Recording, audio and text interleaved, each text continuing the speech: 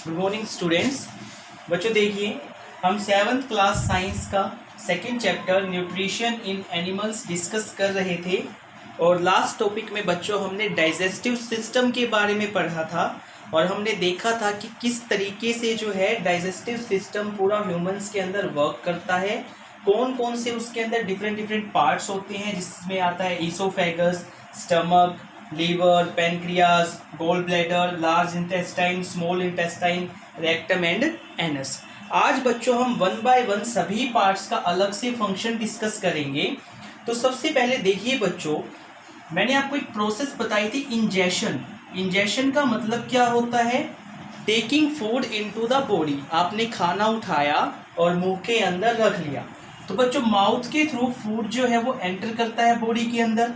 ठीक है, बॉडी के अंदर एंटर करते ही बच्चों टंग जो होती है वो उसको सलाइवा के साथ मिक्स कर देती है और टीथ जो होते हैं बच्चों वो उसको छोटे छोटे पीसेस में डिवाइड कर देते हैं। उसके बाद बच्चों फूड जो है वो एंटर करता है किसके अंदर? फूड पाइप के अंदर। और फूड पाइप को हम और किस नाम से जानते हैं? ईसोफेगस। फूड पाइप या तो ईसोफेगस, ये जो बच्चों पाइप होता है इसको बोलते हैं फूड पाइप या ईसोफेगस। अब बच्चों ये जो ईसोफेगस या फूड पाइप होता है इसके अंदर आपको दो चीजें देखनी है। पहला तो क्या बच्चों, इसकी जो वॉल्स होती है, जो अंदर वाली दीवारें होती है, अंदर वाली लाइनिंग होती है, यहाँ पर एक स्लिपरी सब्सटेंस होता है। ठीक है, फिसलन पैदा करने वाला सब्सटेंस होता है जिसको हम क्या बोलते हैं? कफ बोलते हैं। ठीक है, तो बच्चों जैसे ही फूड इस पाइप में आता है वो फिसल करके नीचे जाने की कोशिश करता है।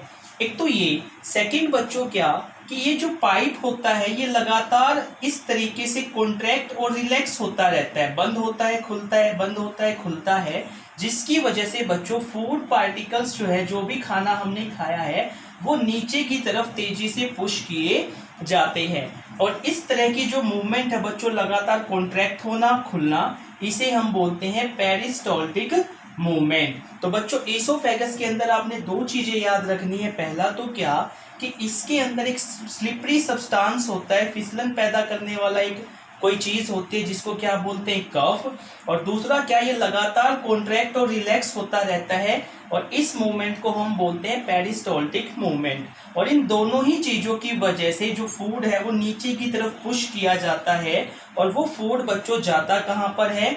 नीचे आकर के बच्चों एक और ऑर्गन होता है जिसे हम बोलते हैं स्टमक।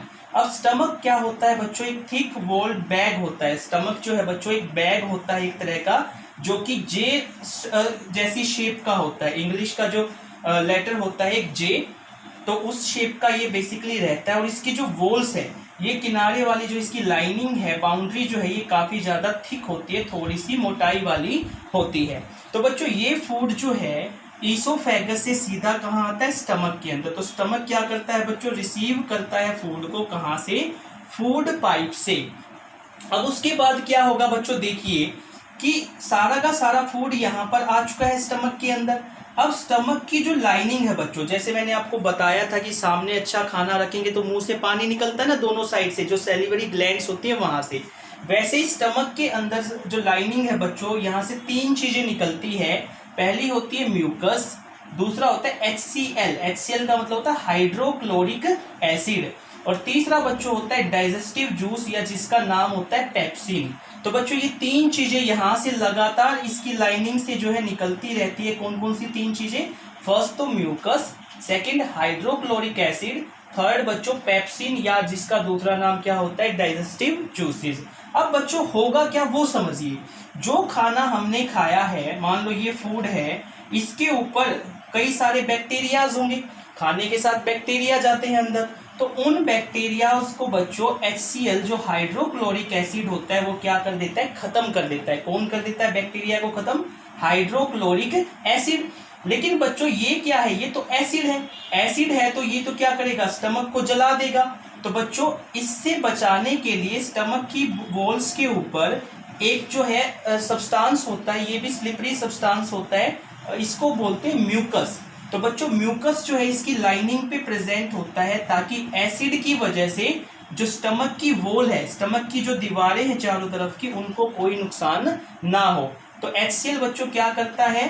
फूड में बैक्टीरिया को खत्म करता है, और म्यूकस जो है स्टमक को बचाता है इस एसिड से। दूसरा बच्चों, अब क्या हो गया, स्टमक के अंदर जो भी फूड है वो सारा एसिडिक हो गया क्योंकि उसके अंदर एसिड मिल चुका है। अब बच्चों ये जो फूड हमने खाया है इसके अंदर तो अलग अलग तरह के न्यूट्रिएंट्स होते हैं, कार्बोहाइड्रेट भी होगा, प्रोटीन भी होगा, फैट भी होगा। तो बच्चों इसके अंदर जो प्रोटीन प्रेजेंट होता है उस प्रोटीन को ये डाइजेस्टिव जूसेस जो है वो ब्रेक डाउन कर देते हैं सिंपल सब्सटेंसेस में। क्या कर देंगे, उसको तोड़ करके सिंपल सब्सटेंस में कन्वर्ट कर देंगे ताकि वो जो है इजीली एब्जॉर्ब हो सके।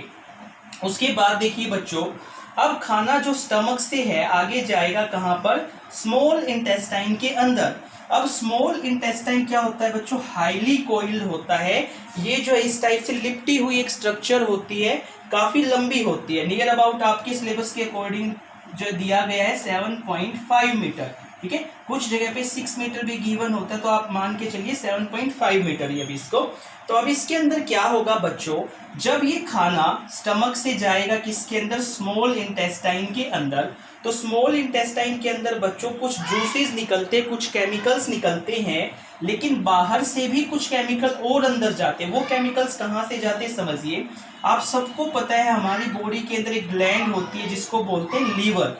ग्लैंड का मतलब समझ गए, जिससे केमिकल्स निकलते हैं। तो लीवर जो है बच्चों रेडिश ब्राउन कलर की ग्लैंड होती है ये, ठीक है, लाल और भूरे रंग की। और बॉडी के अंदर सबसे लार्जेस्ट ग्लैंड इसको माना जाता है, सबसे लार्जेस्ट ग्लैंड कौन सी होती है, लीवर होती है। अब लीवर के अंदर बच्चों एक बोरी जैसी स्ट्रक्चर होती है, सैक लाइक स्ट्रक्चर होती है जिसको बोलते हैं गोल ब्लैडर।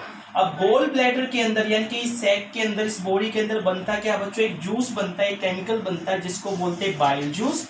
और वो जूस ये कहाँ डाल देता है, स्मॉल इंटेस्टाइन के अंदर डाल देता है। और इस जूस का काम क्या होता है बच्चों, जैसे वहां पे प्रोटीन को ब्रेक डाउन किया, ये जूस फैट को ब्रेक डाउन करने का काम करता है। तो यहाँ से फैट्स ब्रेक डाउन हो गई। उसके बाद बच्चों एक और ग्लैंड होती है जिसको बोलते हैं पैनक्रियाज।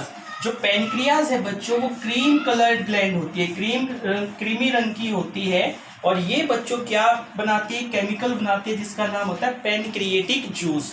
तो बच्चों यहाँ से गोल ब्लैडर ने डाल दिया इंटेस्टाइन के अंदर बाइल जूस, पैनक्रियाज ने डाल दिया पैनक्रिएटिक जूस, और एक जूस इंटेस्टाइन के अंदर बनता है जिसको बोलते हैं इंटेस्टिनल जूस। ये तीनों जूस मिलकर के बच्चों क्या काम करते हैं, बाइल जूस ने फैट को ब्रेक डाउन किया, पैनक्रिएटिक जूस किस किस को करेगी, कार्बोहाइड्रेट को, फैट को और प्रोटीन जो बच चुके हैं। यहाँ से जो प्रोटीन बचेगा अब यहाँ पर डाइजेस्ट होगा, वो यहाँ से जो फैट बचा है वो इसको ये कर देगा, और जो कार्बोहाइड्रेट है उसको। और इन सबको किस में बदल देगा बच्चों, ये सिंपल सब्सटेंसेस में बदल देगा। जैसे बॉडी के अंदर जो कार्बोहाइड्रेट जाएगा उसको तो ग्लूकोज और शुगर में बदल दिया जाएगा, जो फैट जाएगी उसको ग्लिसरॉल और फैटी एसिड में बदल देंगे, और जो प्रोटीन जाएगा उसको अमीनो एसिड में बदल देंगे ताकि बॉडी उनको इजिली एब्जॉर्ब कर ले। तो इस टाइप से बच्चों ये पूरा का पूरा हमारा 3 ऑर्गन्स का और 2 ग्लैंड्स का फंक्शन हो चुका है, ईसोफेगस और स्टमक और स्मॉल इंटेस्टाइन। और उसके बाद हमने किया लीवर, गॉल ब्लैडर और पैनक्रियाज, ठीक है। तो होप सो बच्चों आपको ये लेक्चर समझ में आया होगा। Thank you.